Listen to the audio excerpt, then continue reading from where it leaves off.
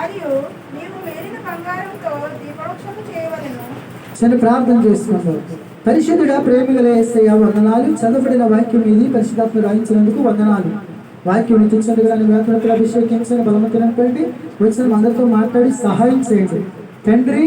అందరి హృదయములు ఎరిగిన దేవుడునైనా మీరే మాట్లాడండి.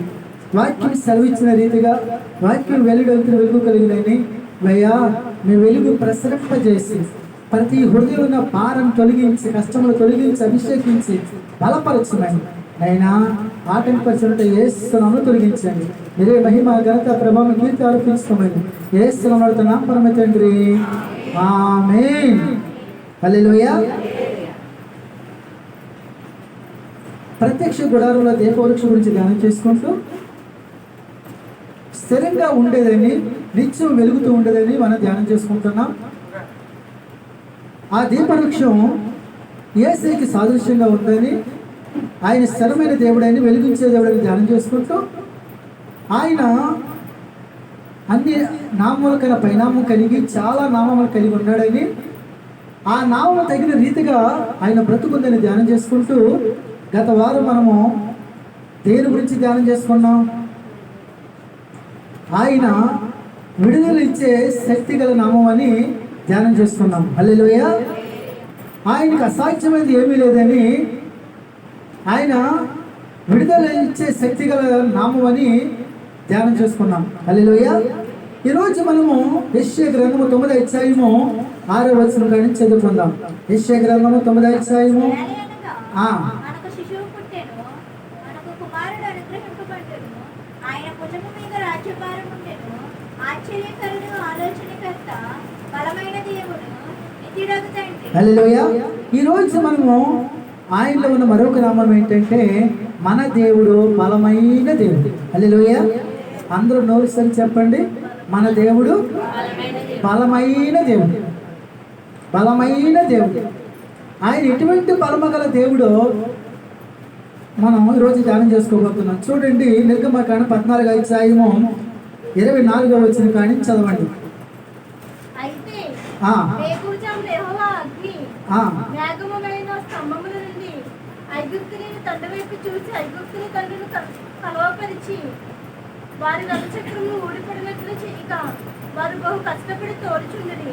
అప్పుడు ఐగుప్తులు ఇశ్రాయేలు ఎదుటి నుండి పారిపోదుము రండి, యెహోవా వారి పక్షంలో మనతో యుద్ధం చేయుచున్నాడని చెప్పుకొనిరి. హల్లెలూయా. జాగ్రత్తగా విందాం. ఇశ్రాయేల్ ప్రజలందరూ 430 సంవత్సరాలు బానిసలుగా ఉన్నారు. ఐగుప్తులు ఏమనుకున్నారంటే ఇంకా వీళ్ళు ఇక్కడే ఉంటారు, ఇంకా బయటికి వెళ్ళరు, వీళ్ళ జీవితాంతం మనకు పాలితనం చేస్తూ ఉంటారు అని అనుకున్నారండి. అయితే వాళ్ళు ప్రార్థన విన్న దేవుడు ఏం చేశారంటే అద్భుత రీతిగా మోషేను పంపించి, అహరోను పంపించి వాళ్ళ ముందు 10 అద్భుతాలు చేశాడు దేవుడు. 10 అద్భుతాలు చేసిన తర్వాత 10వ అద్భుతం ఏంటంటే ఇంట్లో ఉన్న జ్యేష్ఠ పుత్రులు అందరూ చనిపోతారు. ఆ బాధ తట్టుకోలేక ఏం చేశాడంటే ఆ రాజుగారు వెళ్ళంటే దేవుడిని ఆరాధన చేసుకొని చెప్తాడు. హల్లెలూయా. అలా వచ్చిన తర్వాత రాజుగారు ఏమనుకున్నాడంటే వీళ్ళు 3 రోజులు వెళ్ళి మళ్ళీ ఆరాధన చేసుకుని మళ్ళీ వచ్చేస్తారు అనుకున్నాడు, కానీ శాశ్వతంగా వెళ్ళిపోతాడు అనుకున్నది రాజుగారు. ఈ లోపు ఆ రాజుగారు ఏం తెలిసిందంటే అయ్యా వాళ్ళు ఆరాధన చేయడానికి కాదు, మొత్తానికి మన దేశం విడిచి మొత్తం వెళ్ళిపోతున్నారు అయ్యా అని చెప్పారు రాజుగారికి. ఇంక ఈ రాజు ఏం చేశాడు, ఇంకాను ఏంటి ఎలా జరుగుతుంది, ఇంకా మనకి ఎవరు పాలితనం చేస్తారని ఏం చేశాడు, రథాలని గుర్రాలని అన్ని లైన్లో పెట్టుకుని అదండి ఈసారి మళ్ళీ వాళ్ళు వెనక్కి తీసుకొద్దామని అందరూ తీసుకుని వెనకాల వస్తాడు. హల్లెలూయా. అయితే ఇప్పుడు వెనకాల వచ్చిన సైన్యాన్ని చూస్తారు, ముందేమో ఎర్ర సముద్రం అందు. హల్లెలూయా. వాళ్ళు ఏమనుకుంటున్నారంటే మనకు దొరికేసారు ఇశ్రాయేలు ప్రజలకి వెళ్ళరు వీళ్ళు, ఎందుకంటే ఎర్ర సముద్రం ఉంది వాళ్ళు దాటలేరు కాబట్టి అని వాళ్ళు అచ్చక రథాల గుర్రాలతో వచ్చి మనం దొరికేసారు అనుకుని వెనకాల పరిగెత్తుకుంటూ వచ్చారు. హల్లెలూయా.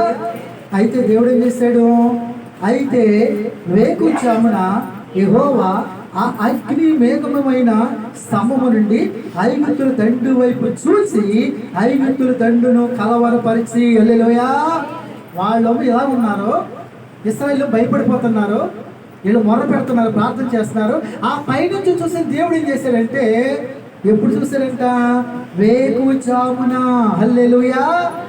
వేకువజామున చూశాడంటే వాళ్ళని, వీళ్ళ ప్రార్థన దేవుడు వేకువజామున వాళ్ళు వెనక వస్తారు కదా, ఆ దేవుడు వేకువజామున చూశాడంటే వాళ్ళందరినీ.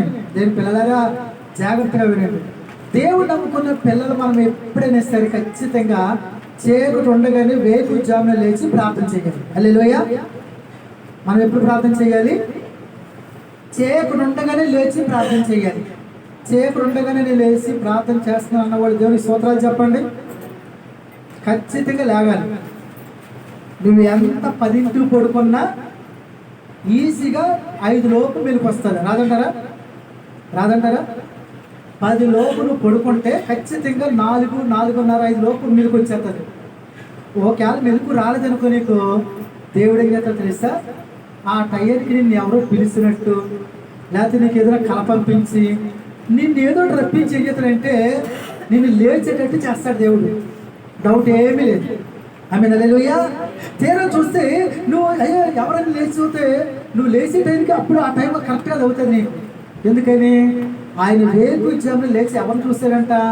ఐగుప్తులు చూశాడంట. హల్లెలూయా.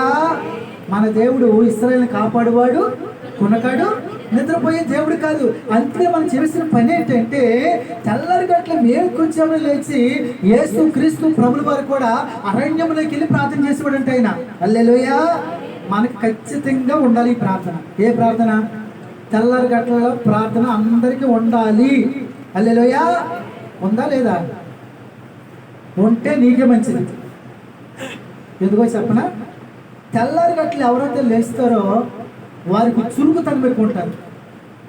చీకటి ఉండగానే లేవాలి మనం.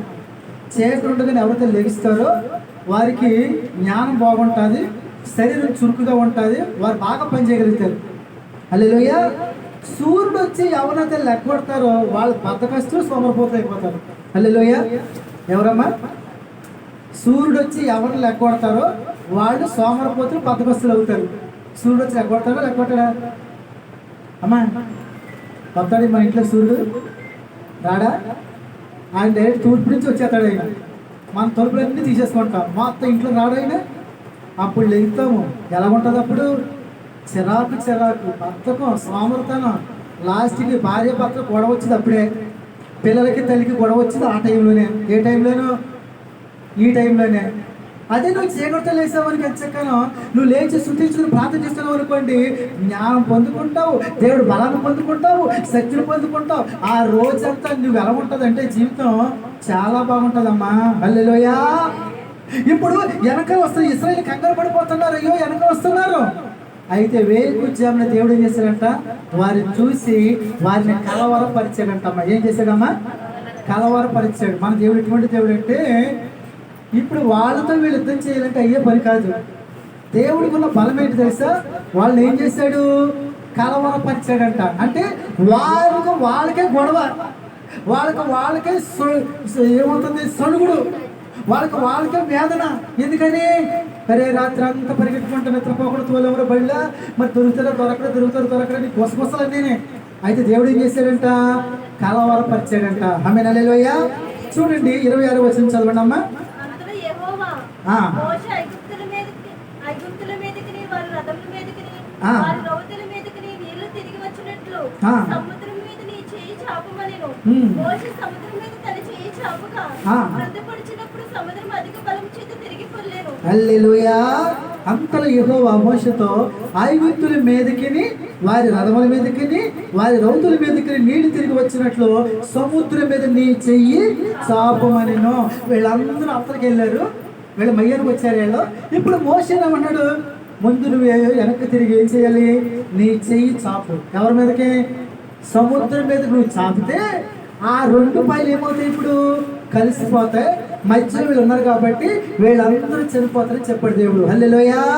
ఏం పిల్లారా, వేకువజామున లేచి నువ్వు ఏం చేయాలి తెలుసా?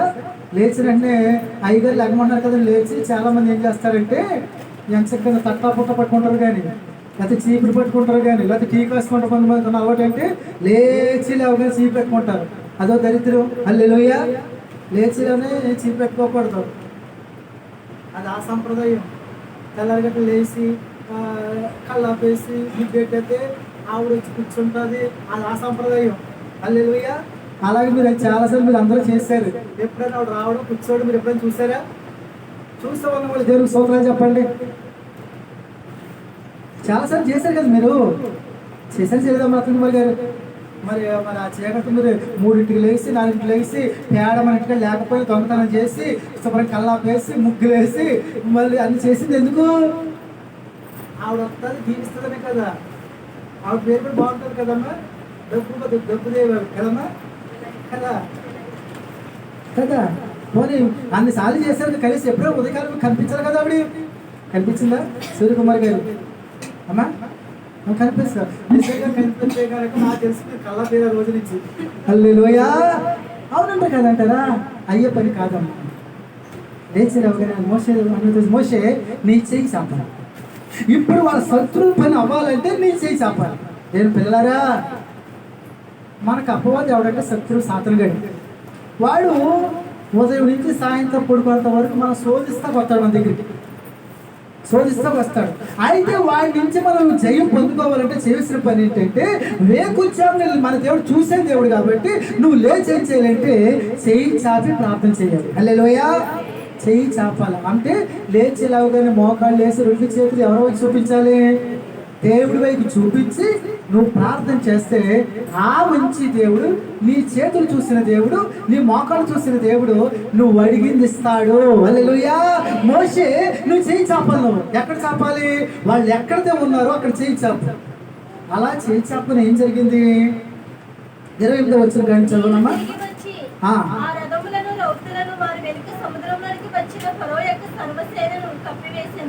వారిలో ఒక్కడైనను మిగిలి ఉండలేదు. అయితే ఇశ్రాయేలీయుల ఆరిన నేలను సముద్రము మధ్యనున్నప్పుడు ఆ నీళ్లు వారి కుడి ఎడమ ప్రక్కన గోడవలి ఉండేను. ఆ దినమున యెహోవా ఐగుప్తుల చేతి నుండి ఇశ్రాయేలును రక్షించెను. ఇశ్రాయేలు చచ్చిన ఐగుప్తులను సముద్ర తీరంలో చూచిరి. యెహోవా ఐగుప్తులు చేసిన గొప్ప కార్యం ఇశ్రాయేలును చూచిరి కనుక ఆ ప్రజలు యెహోవాకు భయపడి యెహోవా యందును ఆయన సేవకుడైన మోషే యందు నమ్మకం ఉంచిరి. ఆమేన్. హల్లెలూయా. యెహోవా ఐగుప్తులకు చేసిన గొప్ప కార్యము ఇశ్రాయేలీయులు చూచారు. వాళ్ళ శవాలన్నీ సముద్రం వారిని కల్పించినాయి అంట. ఒక్కడ మిగలేదంటమ్మా. మరి ఏమైనా శత్రువులు? వీళ్ళు నడుస్తూ ఉన్నారు, వాళ్ళేమో రథాల మీద గుర్రాల మీద వచ్చారు. కానీ ఇప్పుడు ఎవరు ఓడిపోయారు? ఇంతకు ఎవరు బలం ఉపయోగించారు అక్కడ? మన దేవుడు బలమైన దేవుడు కాబట్టి ఆయన చూశాడు, అంతే కార్యమైపోయింది. ఆమేన్. హల్లెలూయా. అంతే. ఎప్పుడు మీ బలం మీద ఆధారపడకండి, మీ బలం మీద ఆధారపడకండి ఎప్పుడు. అంటే మన బలం ఏంటి? మన బలాలు లేవమ్మా. అమ్మా మనకు బలం ఉందా లేదా? మనకి జనబలం ఉంది, కుల బలం ఉంది, డబ్బు బలం ఉంది, బంగారం బలం ఉంది, పొలాల బలం ఉంది. ఉన్నాయి లేవా అమ్మా? ఉన్నాయి లేవా అమ్మా? ఇవన్నీ బలాలు కదంటారా? ఇవి చూసి మనం ఏం చేస్తామంటే ఎగిరికి పడిపోతూ ఉంటాం. మనం ఈ ఎందుకు పనికిరావు. ఏ బలం ముందు? దేవుడు బలం ఉంది. ఒక్కడ మిగలలేదంట, ఒక్కడ మిగలలేదంట. కారణం తెలుసా? మోషే చెయ్యెత్తి ప్రార్థన చేశాడు, దేవుడు కార్యం చేశాడు, ఒక్కడ మిగలని చేశాడు. నేను పిల్లలారా, నా జోలికి ఈ లోపల ఎవరు రారు. మనం ఆశించబడిన పిల్లలు, దీవించబడిన పిల్లలు. ఒకవేళ మన జోలికి ఎవరు వస్తే కనుక దేవుడు ఊరుకోడు, దేవుడు ఊరుకోడు. తగిన సమయం చూస్తాడు చూస్తాడు చూస్తాడు. అక్కడికి 10 అద్భుతాలు చేశాడు. వాళ్ళని ఏం చేయలేదైనా చూపించాడు కార్యాలు. భయపడతారేమో మానేస్తారు అనుకున్నాడు. భయపడ్డారా? భయపడలేదు. ఇంకా కోపంతో రెచ్చిపోయి ఇంకా ఏదో చేద్దామని వచ్చారు. ఏం జరిగింది? ఒక్కడ మిగలకుండా చేశాడు దేవుడు. హల్లెలూయా. ఏం పిల్లలారా, అంతే వేకుజాము లేచి వేసిన పని ఏంటంటే మీ 2 చేతులు దేవుడి వైపు అయితే మీరు ప్రార్థన చేయాలి. ఏమని?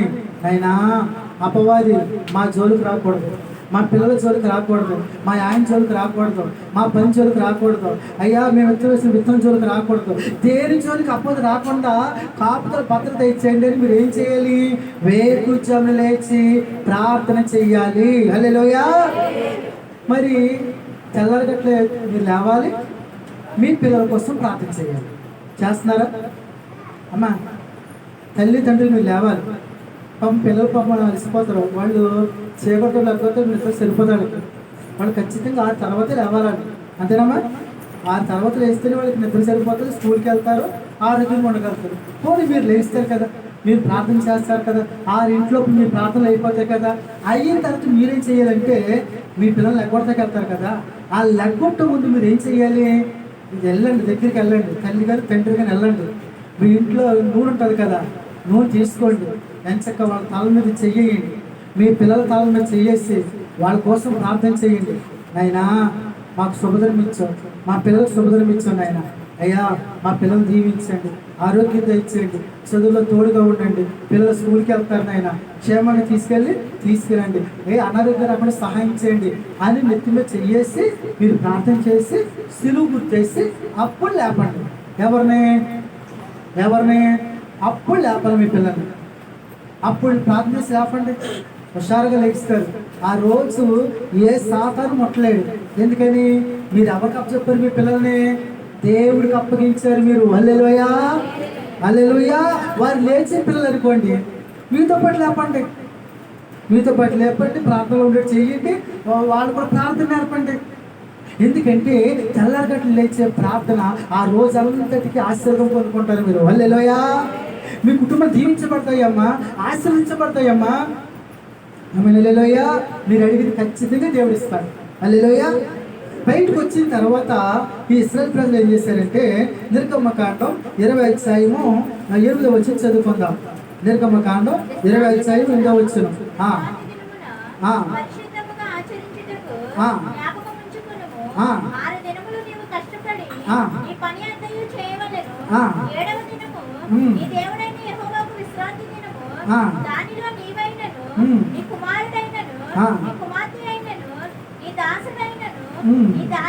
సంఖ్యాకాండం 20:8 చదువమ్మా.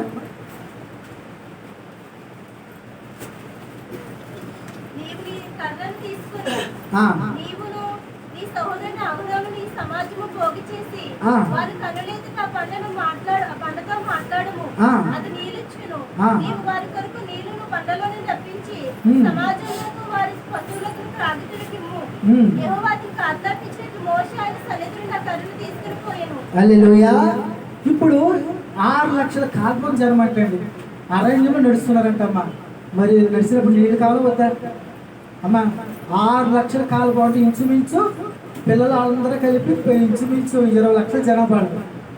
మరి అరణ్యం నడమని నడుస్తున్నారు, మరి నీళ్ళు ఎలాగా అమ్మా? నీళ్ళు పరిస్థితి ఏంటి? ఒక్కరోజు మునిపిల్ల కుళాయి ఆగిందంటే చాలు, ట్యాంక్ బంద్ అయిందంటే చాలు, నీళ్ళ కోసం గిలగల కొట్టేసుకుంటారు కదమ్మా. మహాపోత 5,000 6,000 జనాభా ఉంటారు అనుకుంటారు మునిపెళ్ళి. మరి 20 లక్షల మందికి నీళ్ళు ఎలాగా? అరణ్య ప్రదేశం నీళ్ళు ఎలాగా?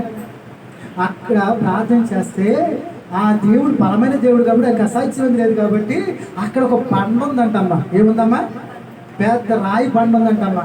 మోషే ఆ బండ దగ్గరికి వెళ్ళి మాట్లాడితే బండలోంచి నీళ్ళు వస్తాయి అనడమైనా. హల్లెలూయా. బండలోంచి నీళ్ళు రావడం ఏంటమ్మా అసలు అమ్మా? పోనీ అక్కడ పొయ్యి పొయ్యిలోంచి నీళ్ళు వస్తే నమ్మొచ్చు మనం. ఆయన ఏం చెప్పాడు? అక్కడ బండ ఉంది, బండ దగ్గర నువ్వు వెళ్ళి ఏం చేయాలి? మాట్లాడి నీళ్ళు వస్తాయి. ఆమె హల్లెలూయా.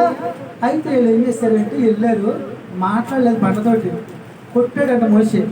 ఎందుకు కొట్టాడంటే అంతకుముందు ఎన్ని అద్భుతాలు చేసిన ఈ ప్రజలు ఎటువంటి వాళ్ళు అనుకున్నావు? మోషే నీళ్ళు రాత్రి నుంచి నీళ్ళు, పొద్దు నుంచి నీళ్ళు, మమ్మల్ని చంపేదామని వచ్చావో ఇసుకించేశారంట. మీన ఏంటి ఇన్ని అద్భుతాలు చూసినా ఇసుకించేశారంట. దేవుని పిల్లారా జాగ్రత్తగా వినండి. లోక సామెత ఒకటి ఉంది, సముద్రమైన ఎదొచ్చమో కానీ సంసారాన్ని ఏదలేమన్నారు. తెలిసి ఈ సామెత ఎవరికైనా మీకు? యువదేవ్ గారు తెలుసమ్మా? మీ ముగ్గురు నవ్వుకుంటూ తెలిసి మీ అందరికీ కదా. సముద్రమైన ఏదొచ్చమ్మా కానీ సంసారం ఏదంటారు కదమ్మా. ఇది లోక సామెత. లోకస్తులందరూ ఖచ్చితంగా జరుగుతుంది. దేవుడు ఏమన్నాడంటే, జ్ఞానం కలిసి తన ఇల్లు కట్టుకును అన్నాడు. ఆయన జ్ఞానం కలిసి తన ఇల్లు కట్టుకును, 3 రాళ్ళు తన ఇల్లు ఓడబెరిగిన అన్నాడు. అంటే లోకమేమో సముద్రం మీద వచ్చాము సంసారం ఏమంటాడు వాళ్ళకి దేవుడి గురించి తెలియదు. కాబట్టి దేవుడు ఏమంటాడంటే, ఇంట్లో ఉన్న స్త్రీ జ్ఞానం కలిగి ఉంటే కుటుంబాన్ని కట్టేస్తాడని చెప్పాడు దేవుడు. 3 రాళ్ళు ఏం చేస్తాడంటే ఇల్లును ఓడబెరుతుంది అన్నాడు. జాగ్రత్తగా ఏమనండి. ఇప్పుడు దేవుడు ఏమన్నాడు? బండతో మాట్లాడితే అంటే వీడేం తెలుసా?